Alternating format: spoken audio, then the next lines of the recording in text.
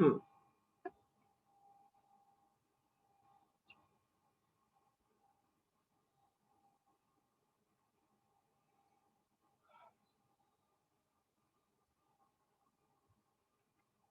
I'm gonna open the doors.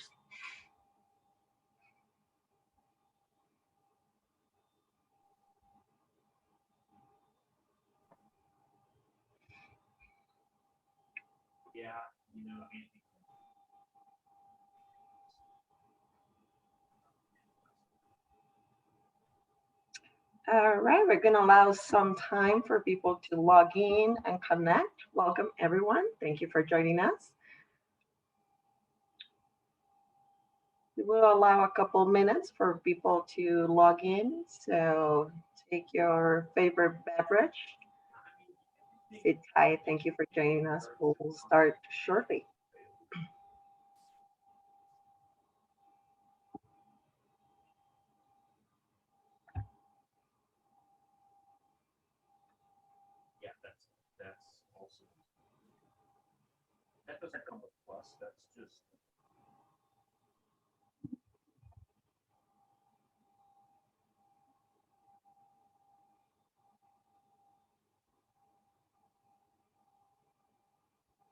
More people connecting. Thank you for joining us. Welcome. We'll allow a few more seconds to allow time for people to connect and the audio to be properly working, and we'll get started.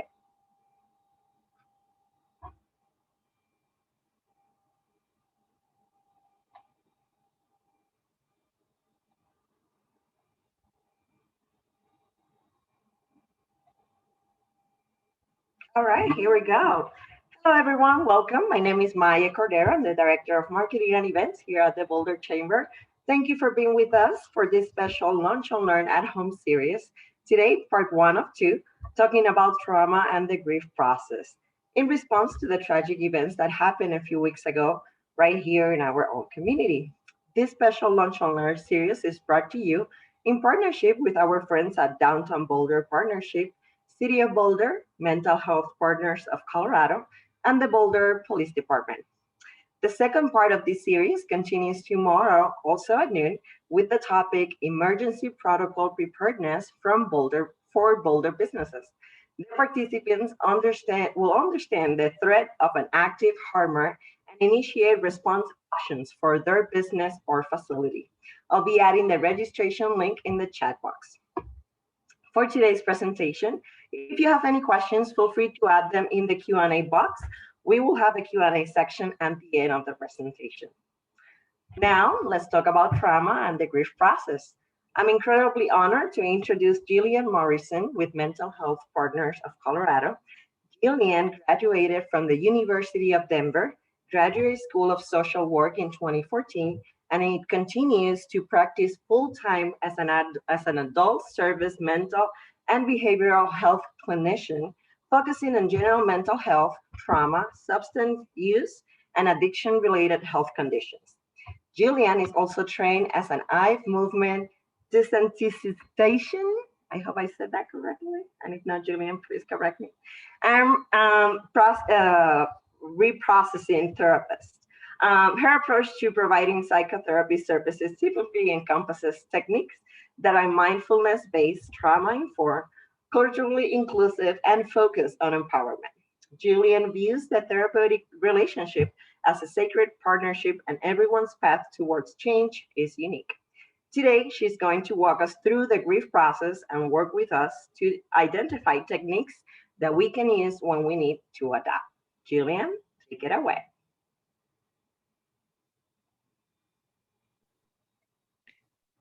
Thank you so much for the introduction. Hi, everyone. I'm really happy to be here with you today. And this topic just feels very timely and important with what we all continue to go through and experience as a community related to community violence. My hope today for you is that you are able to Renew yourself with this information. The information might be new to you, or it might be a reminder, and that we take some time to acknowledge the importance of taking care of ourselves related to the experience of experiencing community violence, either directly or vicariously. I have a lot of information on deck to present to you today. And so my hope is that I'm not presenting this information in a way that is too fast for you. And just so you're aware, you will have copies of this presentation if it's something that you're interested in beyond today, as well as additional handouts. So with that, again, I will say thank you so much for your time today. Thank you for welcoming me. And I'll share my screen and get started.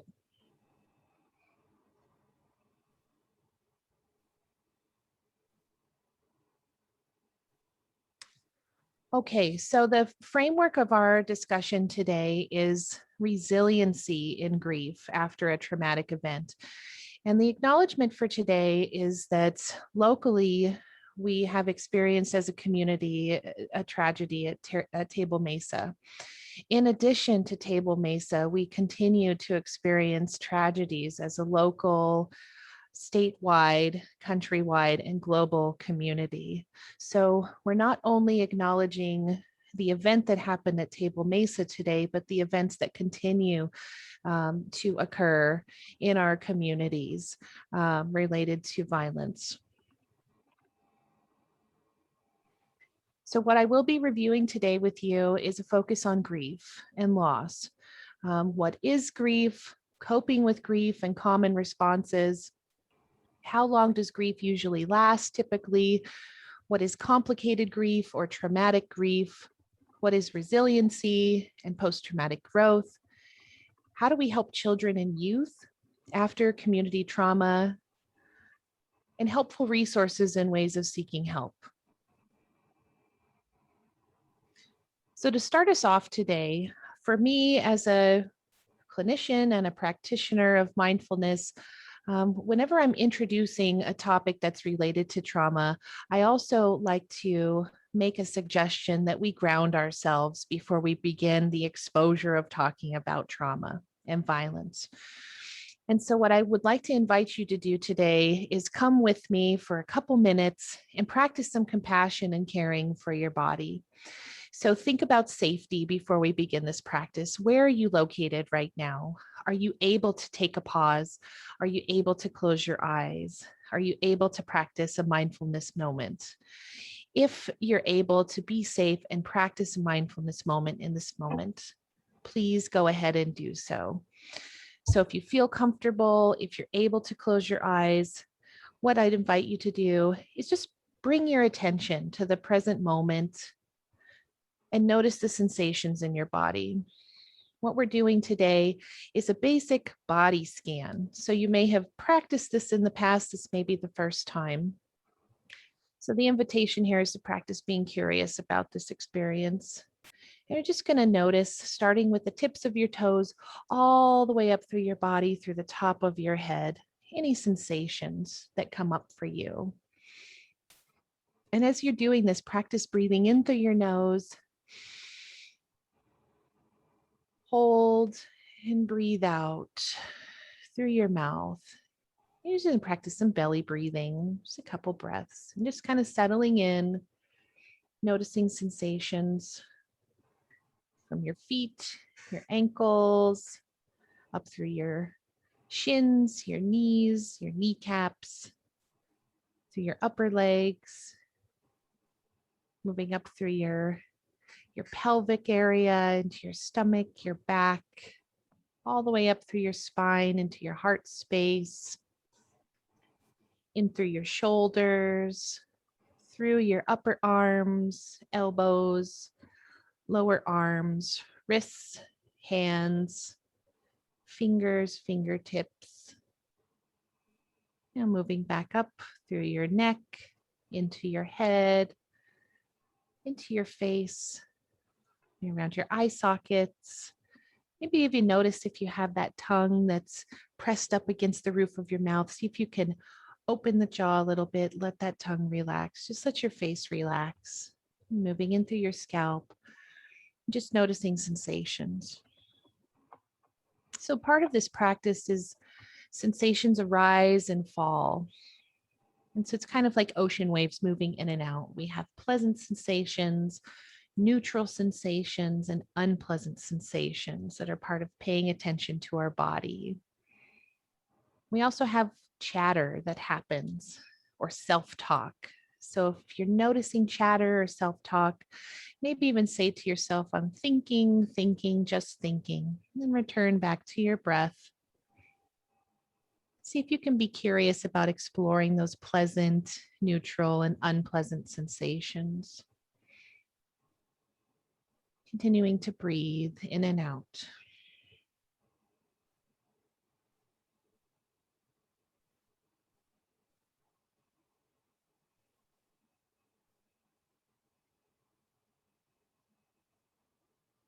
So as we come to the end of this mindfulness moment, see if you can give yourself back some gratitude for showing up today, doing this gentle practice, this introduction to this difficult topic.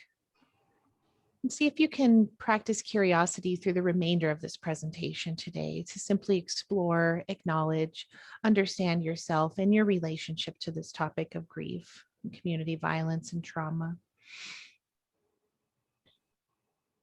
When you're ready, bring yourself back to the presentation, opening your eyes, maybe even bringing some energy into your body, wiggling toes, wiggling fingers, stretching, maybe even a gentle smile, whatever feels good.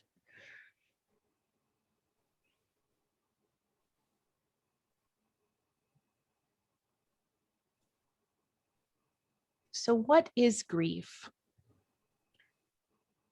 Grief is a part of life. It can feel strong and sometimes overwhelming. And it's that companion to bonding, love, and attachment. And so when we lose a bond, when a relationship changes, we experience grief as a part of moving through life, saying goodbye. Losses are personal, and there's no such thing as a small loss, as a small amount of grief. If it feels like a loss to you, if it feels like grief, it is. And so it's worth acknowledging it and holding that grief with as much awareness as you can. So when a traumatic event occurs, a disaster, community violence, for example, grief takes on a life of its own that's very different from the grief that we're looking at in the above bullet points with death, divorce, job loss, a move, loss of health due to illness, because a traumatic event is more sudden. And so those emotions and those body sensations can feel more traumatizing. The experience of feeling stress and fear and shock, numbness, anxiety, depression, difficulty dealing with the event and accepting the event are all very common reactions. And so as we settle into thinking about, well, how do I move forward with grief? How do I support myself? We want to think about the context of how that grief shows up along with the trauma, and that it might look different than how you have dealt with grief in the past.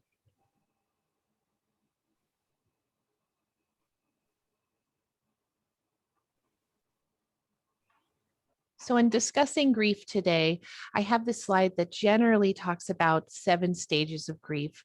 And if we take a step back, it's important to also think about that grief is very personal. And so you may be experiencing grief in a way that follows these stages, and then for someone else, they may not be following these stages.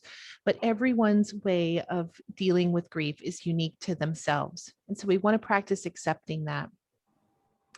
And so often when grief first settles in, we experience that shock and denial. We don't want to accept or be in a place of acceptance of what happened. So it's very normal. And that may last for a few weeks, and it could last even longer. And then we start to feel that pain and that guilt. And so often with traumatic events that happen, sometimes we refer to it as survivor's guilt, that if there were people lost in an event and there are people who survived the event, that the folks who survived the event might feel that survivor's guilt. And that's also very normal. And this stage can feel very chaotic and scary. The next stage is that anger, that rage, that bargaining, that frustration that kicks in, feeling like that lack of control, that despair, a lot of questions that are often very existential in nature. And then we move into that depression stage, the reflection and the loneliness. I want to be with others and I'm pushing away others sometimes. Maybe I am isolating myself more. Maybe I need more time to just kind of think things through. I'm reflecting on memories. I'm feeling that emptiness of the loss. And then that starts to transition. And this is why I have included a lot of information about resiliency and post-traumatic growth, that we have this upward turn, this focusing back on adjusting related to the losses and the events, getting back to activities, exercises that are invigorating or bringing back energy. And that includes physical exercises, routines, schedules that have been grounding. And when we lean into that upward turn, it helps us with acceptance and hope for the future. That despite the event and events that have occurred, I'm able to ground myself in this acceptance of reality, that a terrible thing has happened, terrible things continue to happen. And I do have ways of making an impact in my own life and maybe in the lives of others, and how to move forward. So that could include planning things in your inner circle, being a part of events, maybe taking that next step of being a part of advocacy. And then that leads us into this last piece of reconstruction and working through. So really figuring out the nuts and bolts of what's it going to mean for me to move forward and seek realistic solutions to pose problems that are related to the loss that's occurred. That helps me be a part of the change.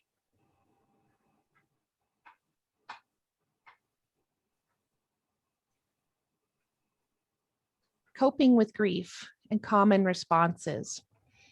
So again, grief is that felt experience, and it can include those reactions of feeling empty or numb, difficulty feeling joy or sadness.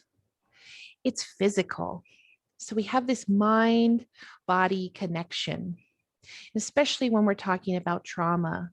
We have an evolutionary response to feeling fear, to feeling threats. And so we can feel trembling or shakiness in our body, muscle weakness, maybe nauseous, we're having trouble eating or we're overeating.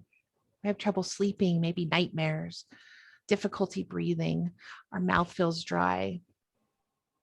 And so when we're going through those experiences, there are steps that we can take to help ourselves in the short term and the long term. And so one of those steps that can be helpful is talking to others who understand and respect how we feel in the present moment with what we're going through. And we want to lean into those folks who are maybe steering away from giving us too much advice, and those folks who are willing to listen and accept openly where we're at.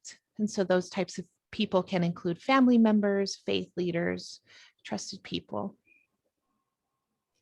We want to recognize for ourselves that those intense feelings that we're feeling will likely decrease over time. And then again, we have that example of the ocean wave, that those sensations can go up and feel intense, and then they will also go down over time. So we're trusting in ourselves, we're trusting in our body, that our body naturally has the resiliency and the capability to help carry us through a difficult time.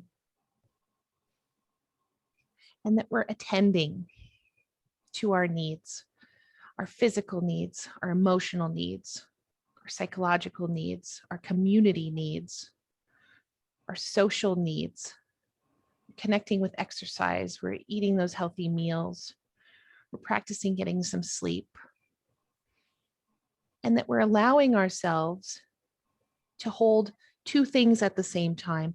I can hold joyful moments, and I can also mourn and grieve at the same time, that there's no guilt or shame with holding both at the same time, and that we're allowing ourselves to self-express with what we need to express, so that it can include crying when needed, asking for touch, saying, I don't need touch right now, I need some space, asking for what we need without shame.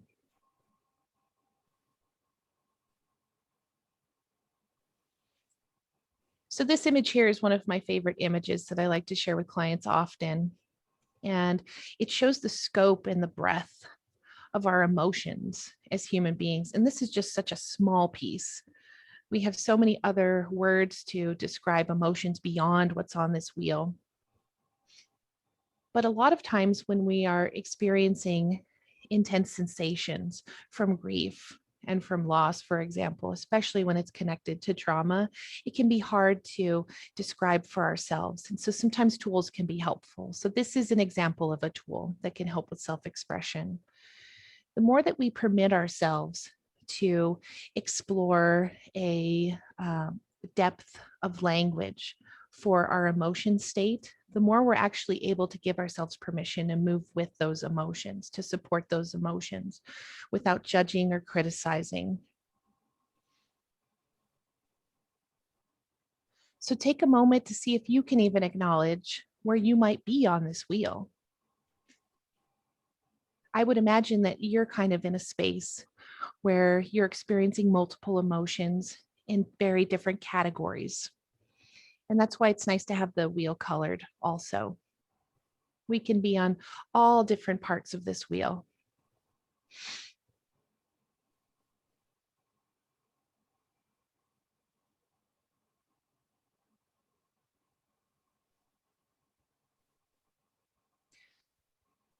So the ball of grief, a tangled ball of emotions. I like to think about this tangled ball of emotions when I'm working with others and supporting myself and my own family and friends. That if you think about it as a tangled ball of emotions, or even like a tangled necklace, when we pull at one part, we're pulling on another. And so this acknowledgement that there's a lot of emotions wrapped up in this experience, and normalizing that can be so helpful. And so what I'd offer to you in this moment, see if you can take a step back and think about over the past month, what are some of the emotions, body sensations that you've been experiencing? Maybe you're feeling them right now. And what has it been like over the past month?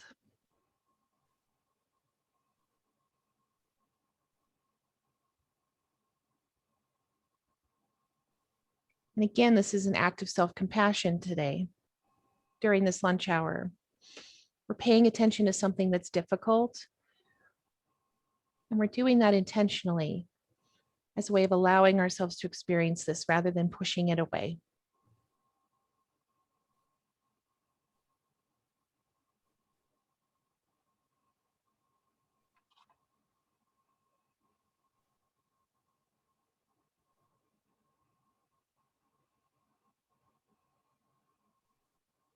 So how long does grief usually last? Again, grief is unique and personal. So we actually can't put a real timeline on what grief looks like for everyone. And so what I'm presenting right now is those averages, those kind of typical benchmarks that we would want to think about with grief, but we also want to acknowledge that it could be shorter or longer in an uncomplicated grief scenario. So in that case, we're looking at typically 3 to 6 months. And we looked at the stages of grief earlier. And so if someone is kind of moving through their grief and they're not feeling the sense of stuckness in that 3 to 6 months, most likely they're experiencing grief in an uncomplicated manner. The other side of the table, when we add on that layer of trauma, is someone could start to experience stuckness as there becomes a layering effect of grief and loss over time.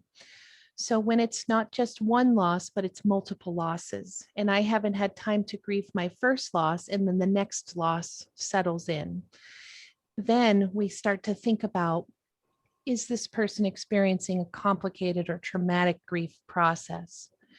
And I just want to be paying very much attention today that different communities have different levels of historical traumatization. So we can think about communities of color, for example. We can think about Indigenous peoples. We can think about the LGBTQIA community and other communities who have experienced oppression and traumatization from systemic sources, that these folks might be at a higher risk of experiencing stuckness when it comes to grief. And so it's worth it for us to think about what our personal needs are, what our community needs are, and what our risk factors are when we're experiencing grief, because that can inform what we need to move forward and how to support someone else.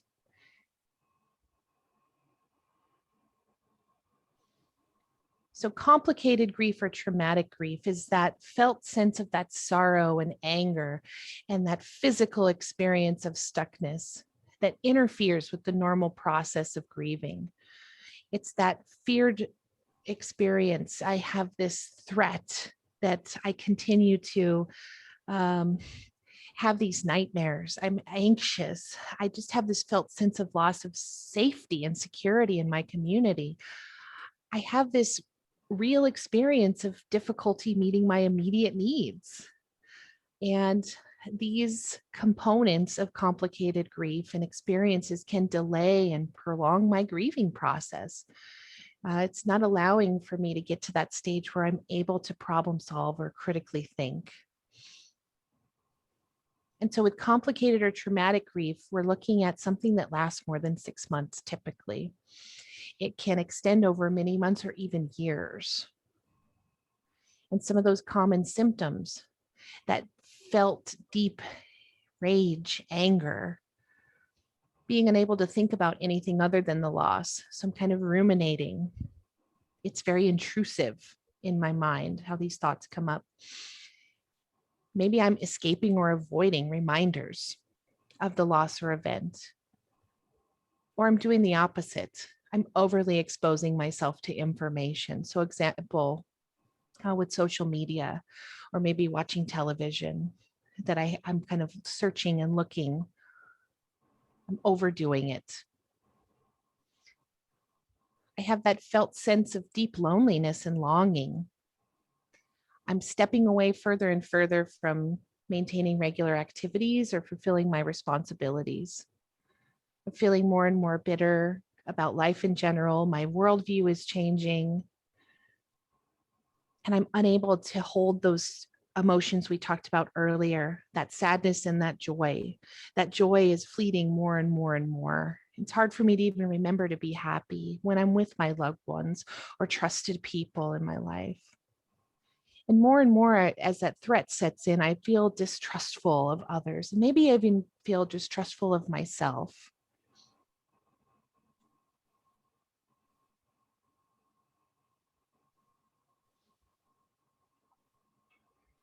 So resiliency and post-traumatic growth. These can be anchoring experiences when we are at risk or currently experiencing complicated or traumatic grief. So resiliency is stepping back in to maintaining an ability to cope with the stress and managing the stress despite challenges. So that often looks like, if I'm in that zone of complicated or traumatic grief, I'm reaching out for help. I'm accepting help from others, even though I'm feeling very vulnerable. I'm practicing adapting and being flexible with the distress that I'm experiencing.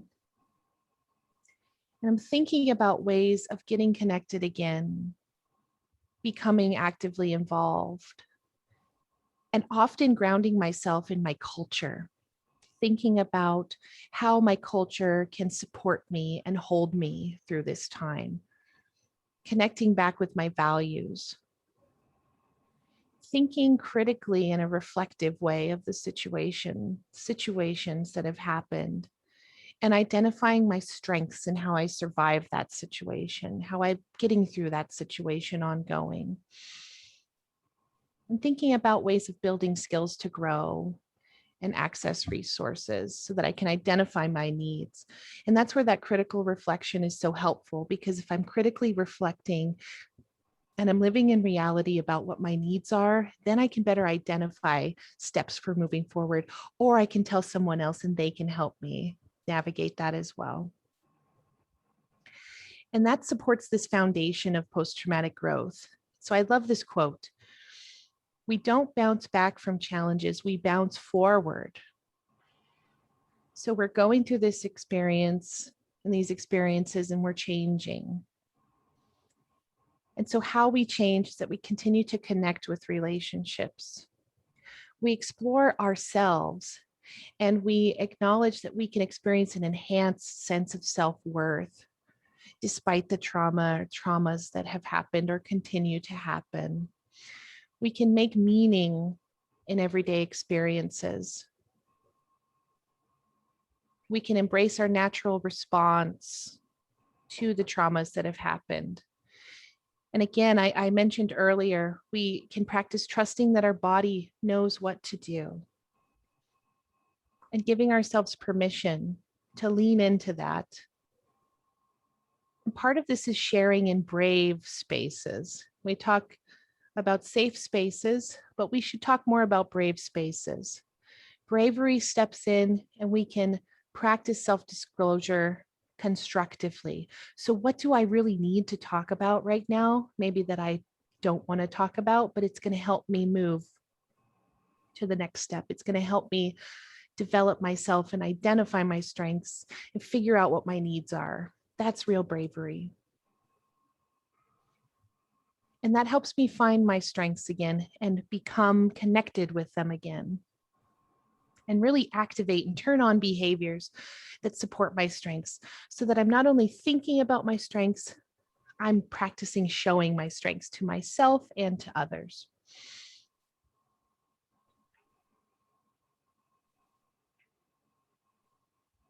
So part of looking at this process today, I think it's really important to acknowledge that, again, from like an evolutionary perspective, when we experience a trauma, we have that felt experience of the trauma. We're engaging with the fear and with the threat and the threat. And so we look at the Polyvagal Theory, for example. You see these three zones. We have the green zone of social engagement. And this is really like our resting and digesting space, where there isn't a threat present. We're feeling safe.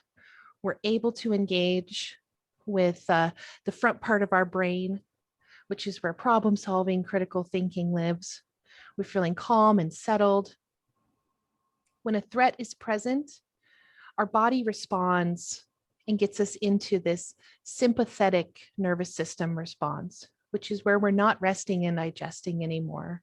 We are preparing ourselves to move towards or move away from the threat. And this is a very survival-oriented state. Our arousal increases, and we're able to respond to the threat in a way that keeps us safe. This is a very temporary space that we want to be mindful of. We're in this space of fight or flight, and then we're out of it once we get back to safety. So what happens with complicated grief, traumatic grief, is when we're not able to get out of that yellow zone and back into the green, but we kind of go up into the red zone, this freeze zone where we're feeling collapsed or immobile. We're feeling numb and depressed. And so the longer that we stay in this red zone, in this yellow zone, the more at risk we are for developing symptoms of post-traumatic stress disorder, for example, for acute stress disorder.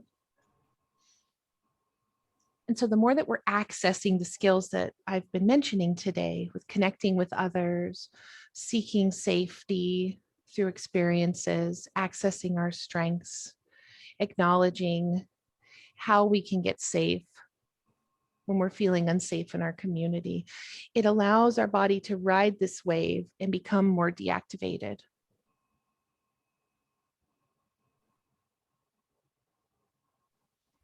I've included some information on post-traumatic growth today.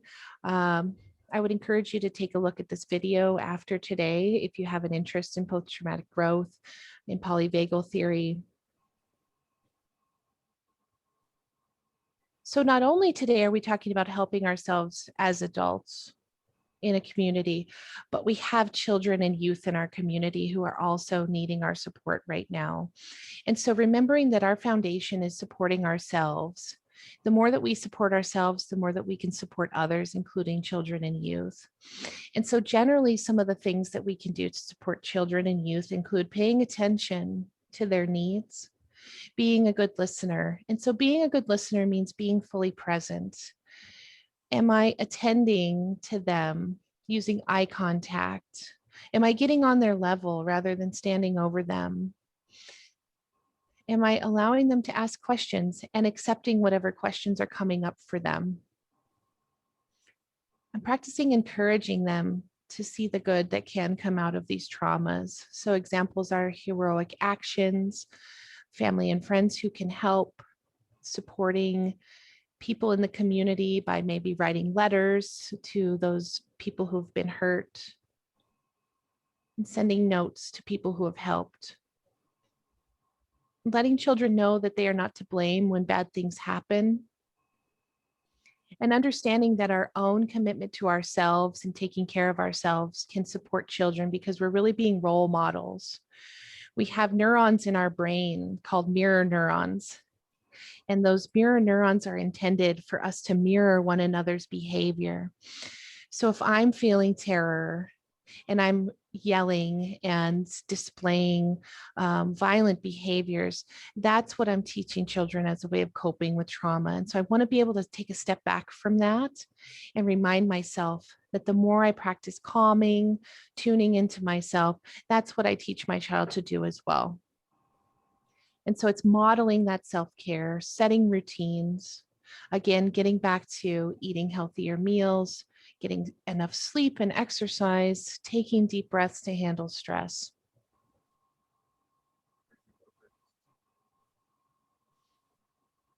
So to get a little bit more detailed for preschool children, so for example, 0 to 5 years old, we can offer a lot of cuddling and support. We can take a deep breath before holding or picking them up. So we're kind of attending to our nervous system again. If my nervous system is in a calmer state, I'm able to co-regulate with my child. So I'm teaching my child and their nervous system that when stress is occurring, we can practice calming. And what I want to do is focus on them and not the trauma. We're acknowledging that something bad happened, but we're also acknowledging that the child can cope with it. And that reminds us too. And again, we're getting on their eye level. We're speaking to them in a calm, gentle voice, using words that they understand. We want to remind them that we care about them and that we will continue to care about them so that they feel safe. And then a note of caution here is we want to be careful not to pressure children to talk about a trauma or join in expressive activities if that's really not what's going to support them feeling calm. It can be very frightening for children to talk about a trauma when they're not ready. And we might actually be traumatizing them more by overly exposing them to information. So again, we can come back and we can listen and we can support them in moving through the trauma, moving beyond the trauma on their own time by giving them that extra attention and paying attention intentionally. So with early childhood to adolescence, so 6 to 19 years old, generally, we want to practice again that nurturing. We want to help them express themselves, talking about what's worrying them in developmentally appropriate ways in words that they understand. We want to offer comfort, gentle words. We want to ask permission for touch. Sometimes we can just offer our presence. Being in the room with someone can sometimes be very calming for them. And thinking about the distance that feels calming rather than overly stimulating. We want to offer them extra time if that's what they need. We want to think about supporting them continuing to engage in school activities and routines that help ground them and offer them stability. And we want to excuse them from chores for a day or two, or responsibilities that just might feel too overstimulating, overwhelming. We want to work with them in the present, day to day. What do you need to feel safe today? And that's going to change each day, and we can practice accepting that. Want to help them participate in physical exercise, getting their body moving. So coming back to that like evolutionary response to trauma that we talked about earlier. We want to help getting back into that green zone, a feeling in that rest and digest, feeling safe. We want to help them take care of themselves and notice if they're experiencing a change in their emotions in their body. We want to help them label that so that they can validate it. We want to do our best not to invalidate their experiences. So we want to steer away from saying things like, well, you should be feeling this, you shouldn't be feeling that. We want to steer away from that. We want to support them in spending time with their friends. If they need a little bit of extra time with their friends, that's okay. If they need quiet time, that's okay. And again, we don't want to encourage them to talk about the trauma or engage in any activities that are overstimulating, as that could be more frightening to them, could be traumatizing to them to have those exposures. So I always like to recommend that parents think about, especially when there's community violence happening, we don't want that television on in the background all day long. We want to encourage children to have boundaries around social media as much as we're putting boundaries for ourselves around social media, so that we have intentional exposures to information rather than kind of that ongoing intrusive exposure.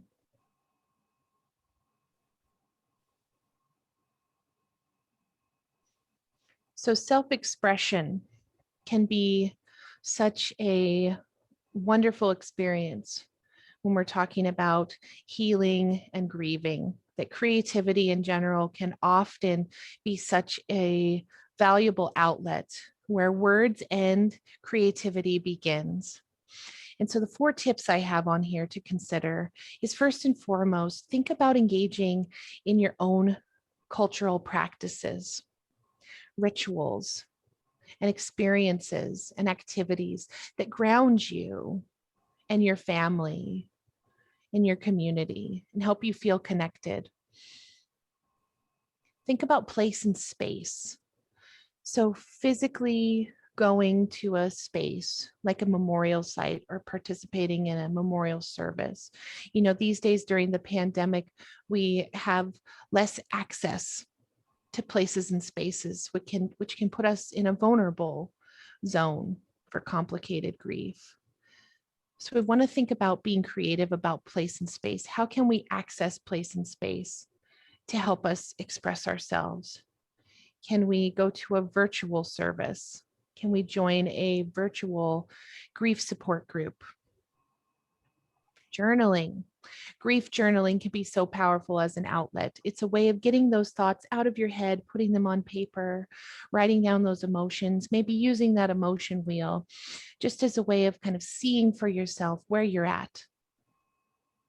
And then lastly, it's at creativity and nature. So exploring creative outlets, artistic expression, for example, dance, song, poetry, drawing, painting, sculpture, connecting with nature. So maybe taking those shoes off, putting feet in the grass,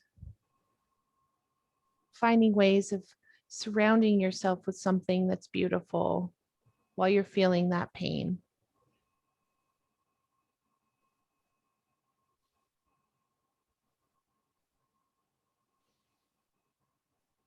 So returning back to a mindfulness awareness.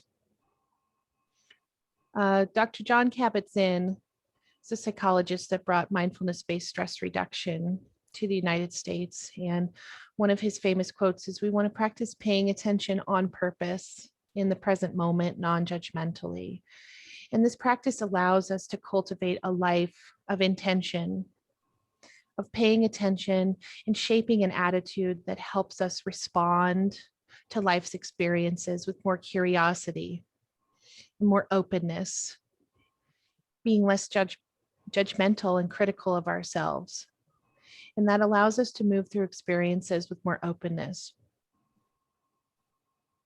So we want to yield to the present as a way of acknowledging what has occurred and what may occur in the future.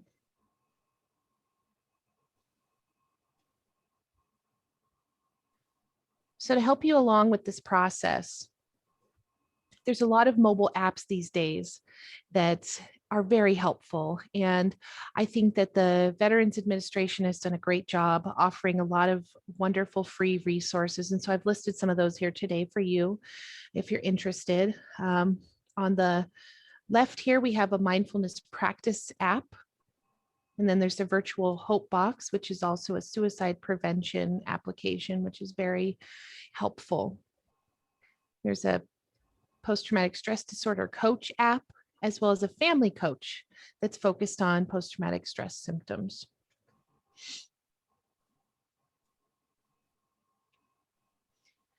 Mental Health Partners has taken so much incredible and intentional action to support the community after the events at Table Mesa. Dr. Janine DeAnnabelle, the Director of Trauma Services at Mental Health Partners, continues to be a staple of this work in promoting trauma-informed care to communities. There's a live stream recording of a talk that she gave recently in March called "Making It Through Together, Coping in the Aftermath of Trauma." It's something that I would encourage you to share with yourself and with others if it's something that you think you might benefit from. The video is about 45 minutes, so you just want to plan ahead for that length of time. And you can even check out the video on YouTube and watch parts and pieces. I've included information on Mental Health Partners' menu of support that's available. We have immediate crisis support services, a 24/7 walk-in crisis center, including addiction and substance use related services and withdrawal management. We have outpatient services that continue to be offered through telehealth. We have a disaster distress helpline that's available. And we have a site specific on Mental Health Partners website that's related to the events of Table Mesa called Community in Mourning.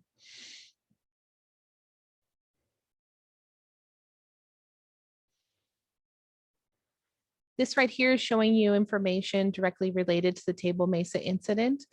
That we have individual therapy services, we have support groups through our Moving Beyond Trauma program. Again, those walk-in crisis services that are in person. We have the Boulder Strong Resource Center and resiliency trainings that are being offered to employers and staff, and working directly with King Soopers employees and people who are at King Soopers, and supporting everyone in general. So we're getting to the end of our talk today. And what I'd like to invite you to do is a final compassion exercise for about a minute, is to think about at least one thing that you learned or maybe remembered that you've learned in the past from today's presentation. And also think about one thing that you plan to practice after today that can be supportive of your own resiliency, of your own growth when it comes to grief, and maybe even extending that beyond yourself into your community with your family or children, loved ones.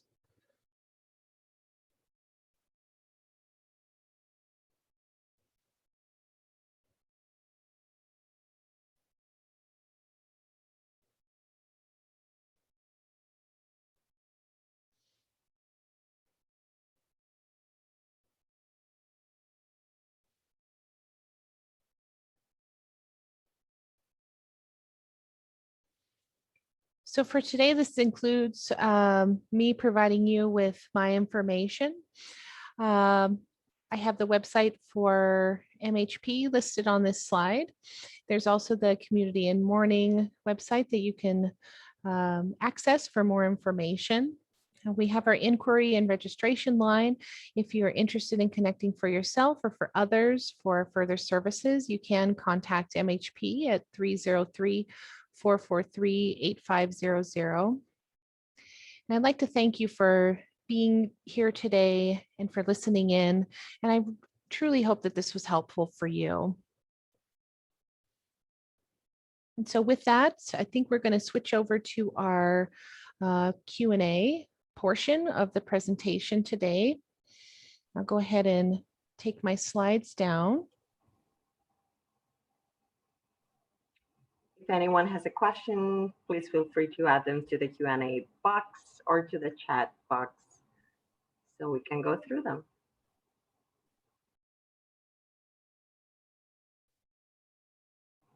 And in the meantime, thank you again to Jillian for your presentation today and all the great resources that you have shared. We are going to be sending a follow-up email to all the participants, to all the attendees today and people that registered with the PowerPoint presentation and the resources that Jillian shared. And then also we will make this presentation available in our YouTube channel later this week.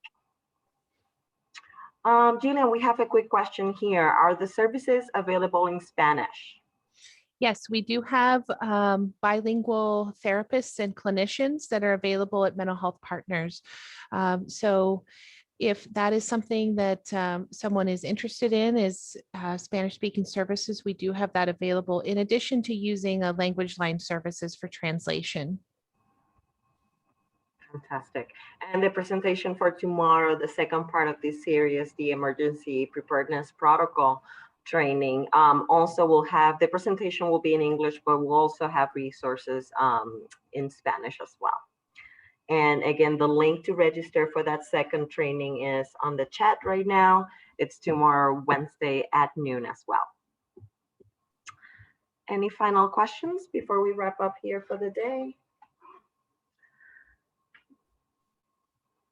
Okay, great. Well, again, I'll be sharing all these great resources that Jillian shared, as well as her contact information. If you have any questions, feel free to reach out. Thank you for joining us today. And again, the second part of this series continues tomorrow, also at noon, with the topic Emergency Protocol Preparedness for Boulder Businesses. And the registration link is in the chat. Thank you again for joining us, and we'll see you next time. Bye.